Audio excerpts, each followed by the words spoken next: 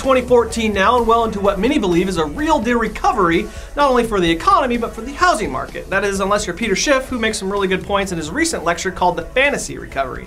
Nevertheless, the markets are steaming ahead, the Dow's up, home prices are up, interest rates are up, and homes are now appreciating again. So why are we talking about this?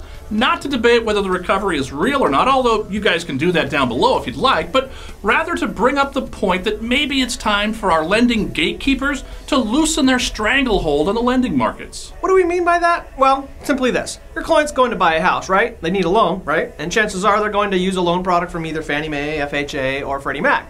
Those three pretty much cover the vast majority of loans being made right now. So by gatekeepers, we mean those guys. And by stranglehold, we mean all their G fees, or in FHA's case, their insurance premiums. Now, if you remember when shiz hit the fan in the markets several years ago, the GSEs went into conservatorship and needed to borrow lots of money from, ironically, the American people.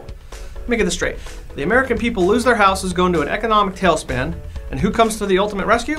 The American people. Think on that for a while. Anyways, the markets tank, Fannie and Freddie go into conservatorship, borrow close to $200 billion to stay afloat. FHA, on the other hand, jacks up their insurance premiums upfront and monthly to stay afloat, and several years later, here we are, recovered or on our way, writing the best loans in recent history with the healthy housing market. And guess what? The FHA insurance hikes still exist, and the healthy G fee hikes still exist. Even though, as the National Real Estate Post pointed out last week, the entire amount of money borrowed from the GSEs has now been paid back in full, plus some. Okay, so question. To those this affects on a daily basis, and that's you, do we really think this is needed anymore? I mean, sure, they needed a little help back in the day to stay afloat and keep the loan faucet on, but don't you feel it's about time to back down those G fees and insurance premiums, making homeownership that much more affordable?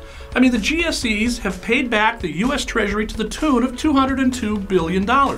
That's in excess of $15 billion more than they borrowed. And recent studies show FHA is back on solid ground as well, projecting $10 billion in revenue for 2014. Now, I'm not against profit, trust me, but we essentially formed the FHA to provide affordable housing. That's their mission statement. They weren't formed back in 1934 because the American people were bored and just wanted to create another revenue stream for the government.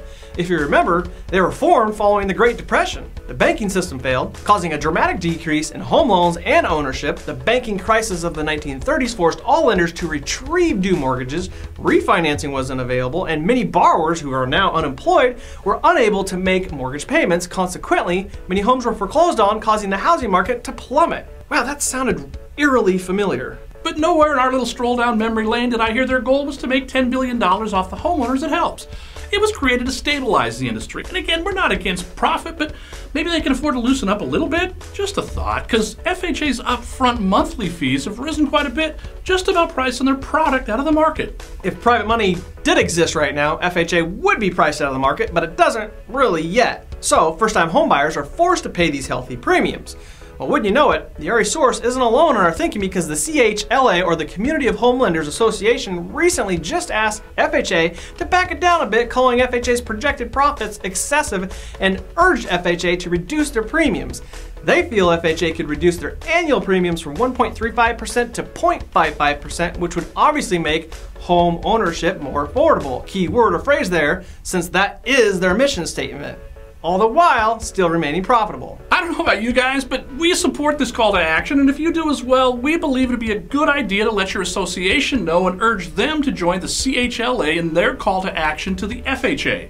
And we'll quit using acronyms. Speaking of acronyms, many of you are a part of large advocacy groups like NAR, or the NBA, or the NMBA, or the NAIHP.